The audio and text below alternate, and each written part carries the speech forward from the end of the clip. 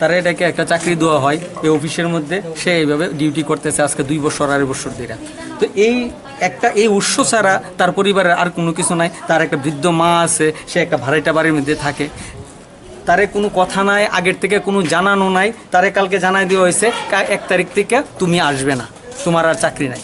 কিন্তু এই 1 তারিখ থেকে তার কিন্তু এই ডাল ভাত খাবার ঘর ভাড়া থেকে যাবতীয় কিছু যা আছে সম্পূর্ণ এই বেতনের উপর নির্ভরশীল। এবং তার মা একটা বৃদ্ধ মা আছে, বাড়িতে অসুস্থ অবস্থায় আছে।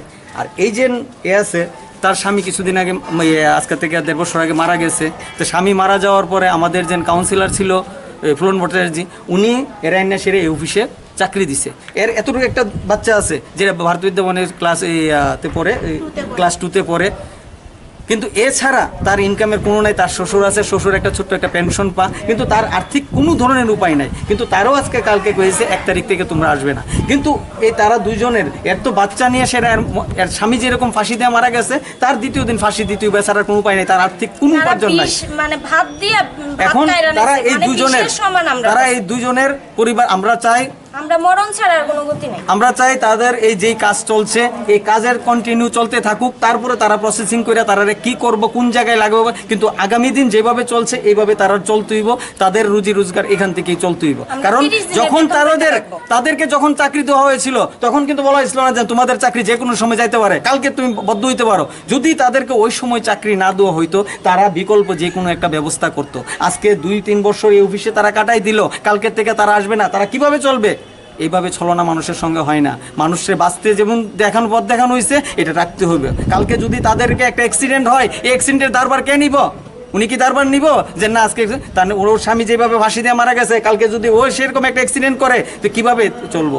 উনি কি কইছে? হ্যাঁ, উনি কইছে কালকে থেকে তোমরা আসবে না।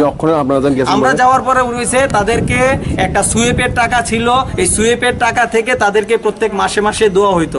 কিন্তু তারা কি কাজ করতো? তুমি কি সুয়েপের কাজ করতে না?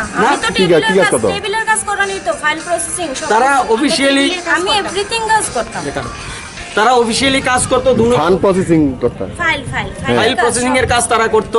কিন্তু তাদেরকে কালকে থেকে কইছে তোমরা আর আসবে না। আমরা যখন আয়েশের কাউন্সিলরকে এবং ওয়ার্ড সেক্রেটারি জিজ্ঞেস করছি, কইছে আমরা একটা 2F এর টাকা ছিল, এই 2F এর টাকা থেকে তাদেরকে মাসে মাসে দেওয়া হইতো, এখন 2F বন্ধ হয়ে গেছে, আমরা দিতে পারতাম না। আমাদের দাবি হলো আপনারা যেহেতু ওদেরকে দিয়ে কাজ করেতেন, এরা 10টা থেকে 5টা অবধি কাজ করতো, তো এরা একজনও কিন্তু 2F এর কোনো কাজ করতো না, অফিসিয়ালি কাজ করতো। তো তারা কিন্তু তখনও জানে না যে আমরা 2F এর কর্মী। তারা যদি 2F এর কর্মী হতো তাহলে রাস্তা ড্রেনে থাকতো, তাহলে অফিসিয়ালি কাজ তারা করতো না। তো 10টা 5টা কাজ করে কালকে থেকে 2F নাই, কিসের ভিত্তিতে টাকা দিত, কই থেকে দিত, এতে আমাদের কোনো চিন্তা ভাবনা নাই। আমাদের কথা তারা একদম অবস্থা খারাপ অবস্থা আছে, তারা এই 30 দিনের বেতন দিয়ে তাদের চাকরিটা কন্টিনিউ রাখতে হইব, এটি আমাদের দাবি। যদি এই দাবি তারা না মানা হয়, আমরা বৃহত্তর আন্দোলনে যাবো এবং আমরা তার শেষ দেখব। আপনার নামটা? আমি সাতরামনগর যুব মোর্চা প্রেসিডেন্ট সঞ্জয় বিশ্বাস। এটা তারা দুজনের চাকরি নিয়ে কি কোনো রাজনীতি চলছে? মানে ফুলন ভট্টাচার্য তাদের সঙ্গে একদম ছলনা করছে, একদম প্রতারণা।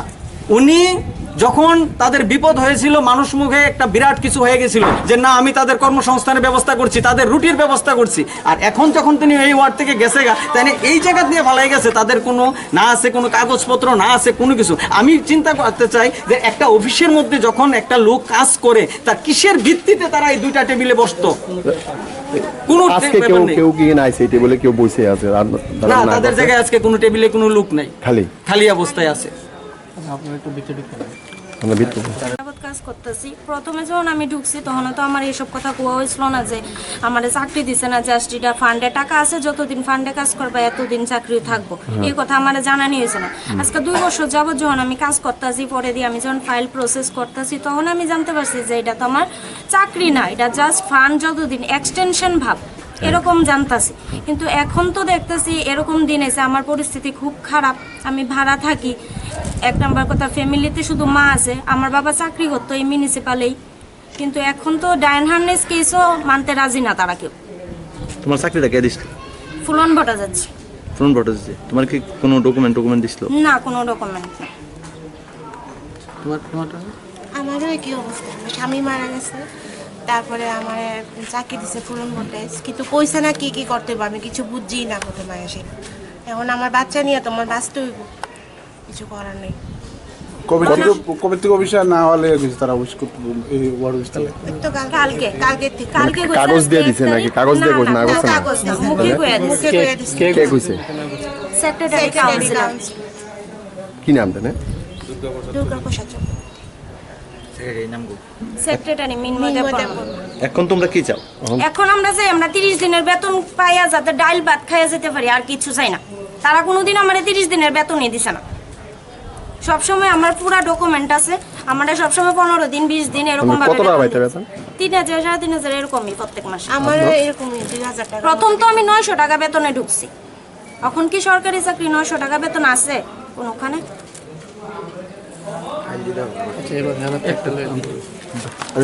না আওয়ার জন্য কে করছে? নিম্ন টাকা কে কইয়া দিছে? তারপরে আমার সঙ্গে কথা বলছো, শুনো নিম্ন টাকা কইয়া দিছে কালকে। তেলে এখন আমার কাছে গেলি কাটে বসুন একটা মিনিট যাও। আপনি তোমরা আমার সঙ্গে নিম্নটা আপনি লয় কথা কইছেন, নাটকাকু কইছেন, দাঁড়াও, আপনি দাঁড়াও। কইছেন যে ফান্ডে টাকা নাই, আমার কিছু করার নাই। তোমরা দুইজন আমার সঙ্গে ব্যক্তিগতভাবে এই কথা বলছো। ব্যক্তিগত ফান্ডে টাকা নাই আর কি কথা বলবো? কি কইতাম আপনার এখন? আজকে 3 বছর যাবত কিছুই তো বললেন না। আমার কিছু করছেন কোন? শুধু মাসে টাকা পাইতাম না, ওই সময় ফান্ড টাকা পেতাম না, ওই সময় আমাদের দিছেন। আমি তুমি কি মিথ্যা কথা কইতেছি না। আমি ওই সময় আমার হেল্প করছেন, অবশ্যই আমি একটা মিনিট না একটু মান কই দিব। আমরা কইতাছেন যে ওয়ার্ড সেক্রেটারি কই দিছে, আপনি কইছেন না। তো ওয়ার্ড সেক্রেটারি কি আপনারা জিজ্ঞেস করছেন না? না জিজ্ঞেস করে কইছে। দাঁড়াও, তোমার আমি জিজ্ঞেস করছি, এই জাস্ট ফলো। তোমরা তো আমারে একবার যোগাযোগ করতে পারো না, এখানে সংকটতা আছে। তুমি যখন গত পেটে বছর জ্বালা থাকে, স্যার আপনি যদি পেটে জ্বালা থাকতো তাহলে আপনিও সেম প্রসেসিং করলেন, হলে আমার জায়গায় যদি আপনি থাকতেন।